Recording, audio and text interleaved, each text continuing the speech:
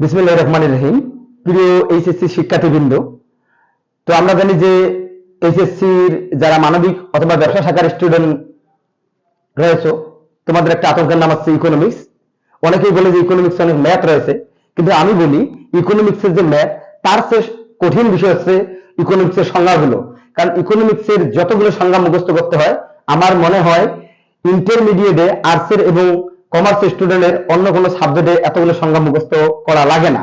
যদি আমি বলি অর্থনীতির যে শর্ট সিলেবাসে প্রথম পত্রের 6টা অধ্যায় রয়েছে, তার মধ্যে অধ্যায় 1-এর নাম হচ্ছে মৌলিক অর্থনৈতিক সমস্যা এবং এর সমাধান।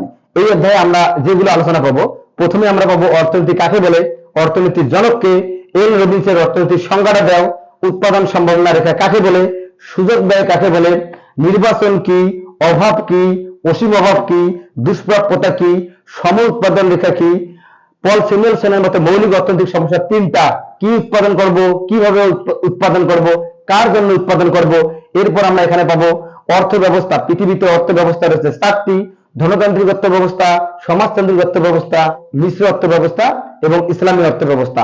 সর্বশেষ আমরা পাবো অর্থনীতিকে 2 ভাগে ভাগ করে র্যাগনার ফ্রিস, একটি হচ্ছে ব্যষ্টিক অর্থনীতি এবং আরেকটি হচ্ছে সামষ্টিক অর্থনীতি।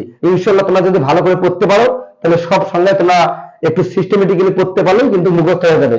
আবার কেউ যদি একদম একেবারে চোখ মুখ বন্ধ করে যদি মুখস্থ করা শুরু করে তাহলে কিন্তু তার মনে থাকবে না। কারণ ইকোনমিক্স যদি বেসিকটা ক্লিয়ার থাকে এবং ধরে ধরে যদি পড়া যায় আর শুরুর দিকে কেউ যদি সংজ্ঞা মনে করতে পারে তাহলে পরের লাইনগুলো কিন্তু এমনিতেই কিন্তু চলে আসে। এবার যদি আমি বলি ইকোনমিক্স যাদের আছে সবার একটা আতঙ্কের নাম হচ্ছে অধ্যায় 2, ভোক্তা উৎপাদকের আচরণ। মোটামুটি এই অধ্যায়টা হচ্ছে ইকোনমিক্সের সবচেয়ে বড় এবং এই অধ্যায় থেকে সবচেয়ে বেশি প্রশ্ন হয়ে থাকে। যদি আমি বলি এই ভোক্তা উৎপাদকের আচরণের মধ্যে যে টপিকগুলো আমরা পাবো, প্রথমেই আমরা পাবো উপযোগ। উপযোগ কাকে বলে? এখানে আমরা পাবো উপযোগ পরিমাপের পদ্ধতি 2টি, একটি হচ্ছে সংখ্যাবাচক পরিমাপ পদ্ধতি এবং আরেকটি হচ্ছে পর্যায়বাচক পরিমাপ পদ্ধতি। এছাড়া আমরা পাবো উপযোগ হচ্ছে বিভিন্ন রকম হতে পারে, যেমন মোট উপযোগ, গড় উপযোগ, প্রান্তিক উপযোগ, প্রাথমিক উপযোগ। তাছাড়া আমরা বিভিন্ন ধরনের উপযোগ পাবো, যেমন হচ্ছে রূপগত উপযোগ, সেবাগত উপযোগ, সত্যগত উপযোগ, কালগত উপযোগ, সময়গত উপযোগ এবং জ্ঞানগত উপযোগ।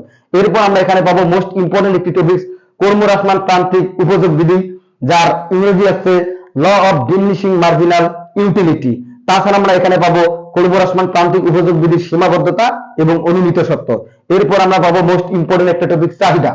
এখানে আমরা পাবো চাহিদা কাকে বলে, চাহিদা বিধি কি, চাহিদা রেখা কি, চাহিদা সূচি কি, চাহিদা বিধির ব্যতিক্রম, গিভেন দ্রব্য, ভেবলেন দ্রব্য, পরিবর্তক দ্রব্য, পরিপূরক দ্রব্য। তারপর আমরা পাবো ব্যক্তিগত চাহিদা কাকে বলে, বাজার চাহিদা কাকে বলে, চাহিদা নির্ধারক সমূহ আলোচনা করো, চাহিদা রেখা কেন বাম দিক থেকে ডান দিকে নিম্নগামী হয়। এরপর আমরা পাবো এখানে চাহিদা অপেক্ষক কাকে বলে, স্বাধীন চলক কাকে বলে, অধীন চলক কাকে বলে, সহক কাকে বলে, ধ্রুবক কাকে বলে, পরামিতি কাকে বলে, স্বাধীন চলক এবং অধীন চলকের মধ্যে পার্থক্য। তারপর আমরা এখানে পাবো রেখার ঢাল, বাম দিক থেকে ডান দিকে নিম্নগামী রেখার ঢাল কেমন হয়, বাম দিক থেকে ডান দিকে ঊর্ধ্বগামী রেখার ঢাল কেমন হয়, ভূমি অক্ষে সমান্তরাল সরলরেখার ঢাল কেমন হয়, লম্ব অক্ষে সমান্তরাল সরলরেখার ঢাল কেমন হয়। এই 4টি রেখার আমরা ঢাল পাবো। ঢাল পড়ার সাথে সাথে আমাদের পরবর্তী টপিক হচ্ছে স্থিতিস্থাপকতা, যাকে বলে ইলাস্টিসিটি। স্থিতিস্থাপকতা কাকে বলে, চাহিদার স্থিতিস্থাপকতা কাকে বলে, চাহিদার দাম স্থিতিস্থাপকতা কাকে বলে, চাহিদার আয় স্থিতিস্থাপকতা কাকে বলে, চাহিদার আড়াআড়ি স্থিতিস্থাপকতা কাকে বলে।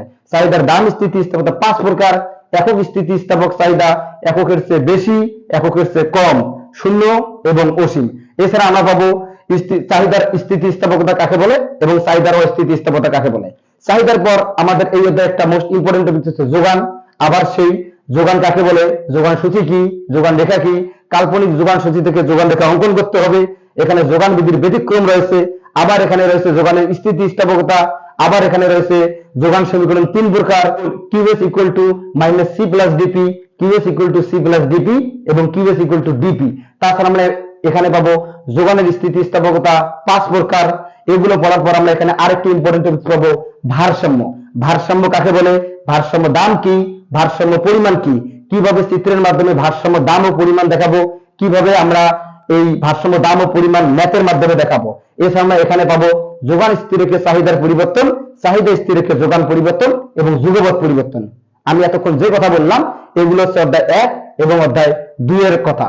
এবং এই অধ্যায় 1 এবং 2 থেকে কম করে হলে আমার মনে হয় যে 60 থেকে 70টা সংজ্ঞা এবং খ নাম্বার প্রশ্ন অর্থাৎ অনুধাবনমূলক প্রশ্ন কিন্তু স্টুডেন্টদেরকে মুখস্থ করতে হয়। তো সুতরাং ভয়ের কিছু নেই, তোমরা যদি আস্তে আস্তে সবকিছু করতে পারো তাহলে ইনশাআল্লাহ সবকিছু জয় করা সম্ভব। ধন্যবাদ।